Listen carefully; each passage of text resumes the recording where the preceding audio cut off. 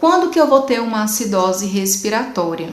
Ela vai ocorrer quando o gás carbônico produzido pelo metabolismo não é eficientemente removido pelos pulmões, ou seja, ele é retido, certo?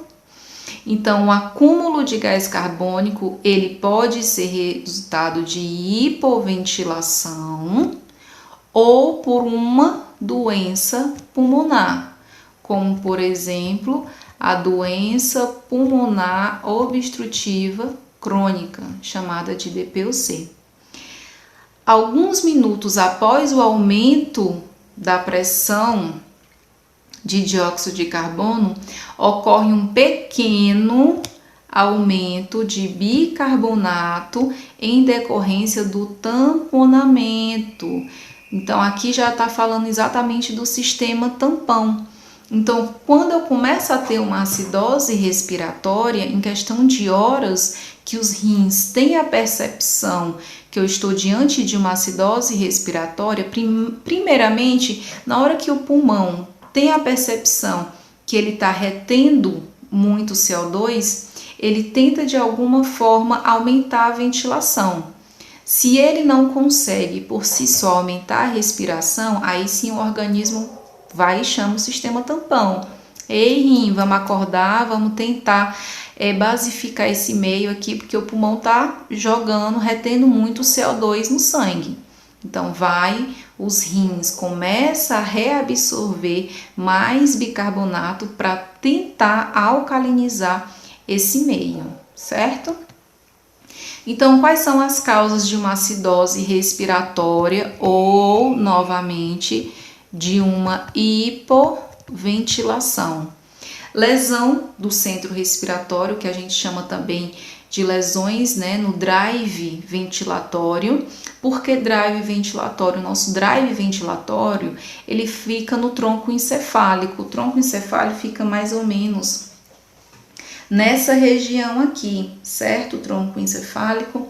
Então, o tronco encefálico, principalmente na parte do bulbo, que é o responsável pela respiração autônoma, ou seja, aquela que o organismo você não tem controle, então, quando ele é interrompido, seja por um TCE, devido a uma pressão intracraniana, seja por um trauma raquimedular, por exemplo, que houve a ruptura, desse contato do bulbo com o restante do corpo, então eu começo a ter uma hipoventilação, obstrução das vias aéreas, paciente com asmas, paciente em DPOC, paciente que se engasgou em um ováce por um corpo estranho.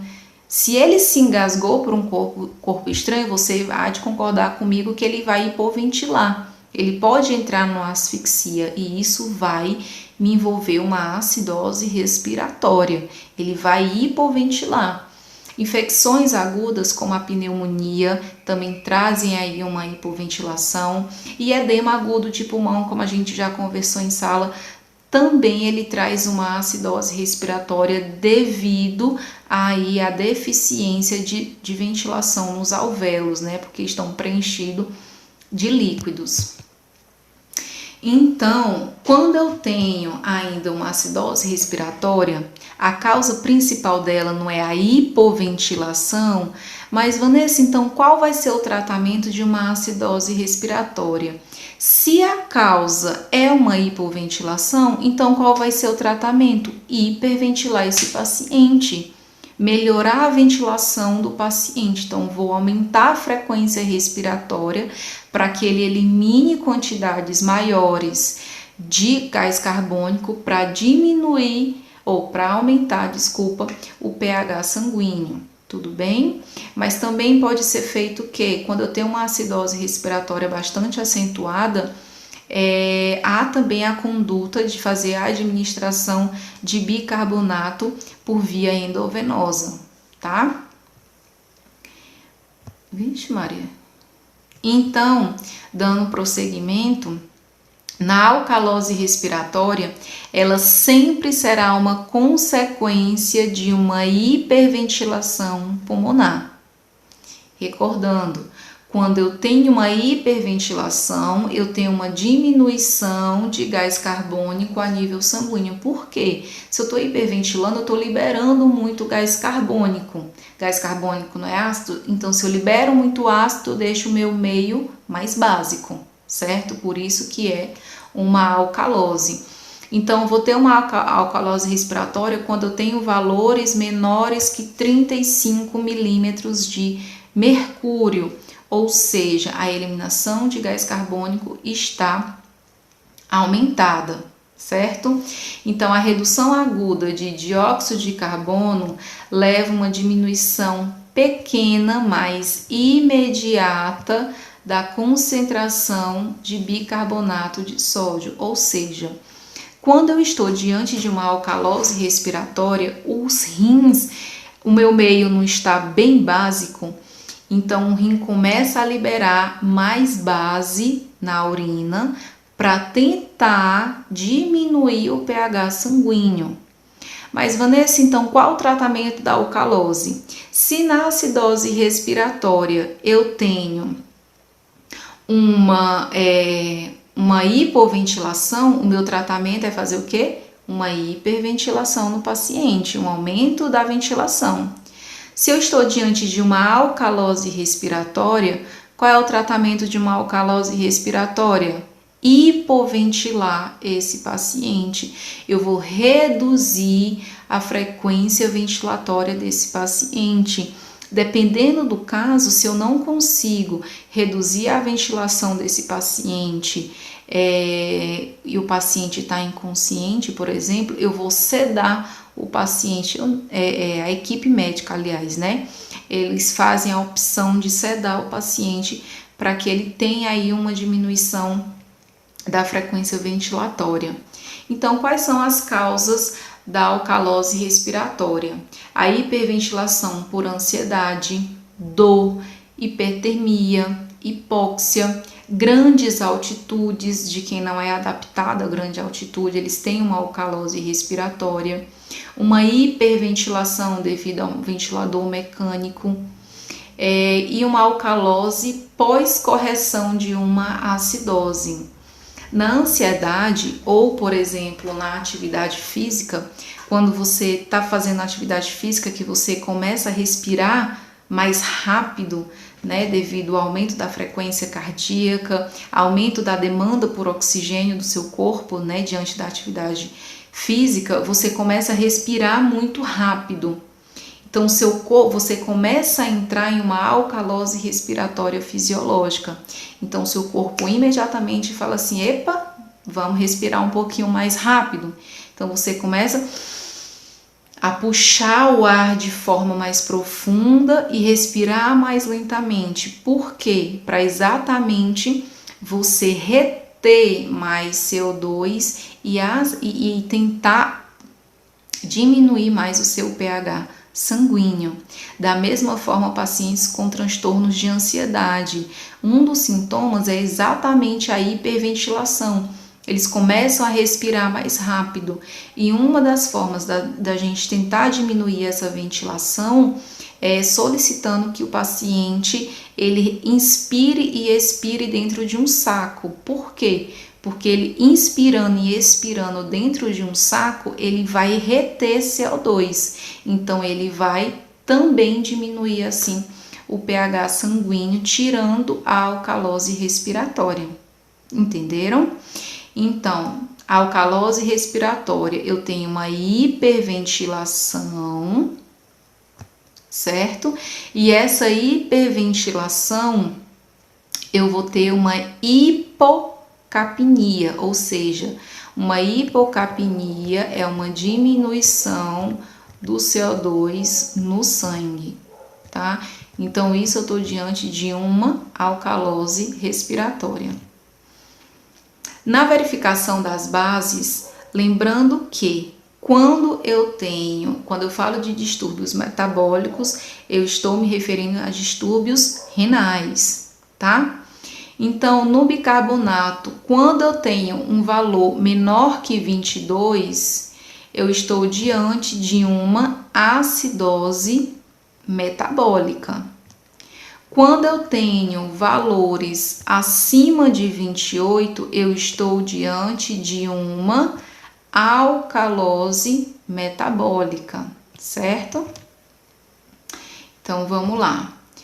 Na ventilação, então, quando eu tenho a verificação das bases, quando meu bicarbonato ele está inferior a 22, ou seja, eu tenho pouca quantidade de base a nível sanguíneo. Isso me é identificado que foi consumido, né, as reservas de base, consequentemente vai me gerar uma acidose metabólica. Por quê?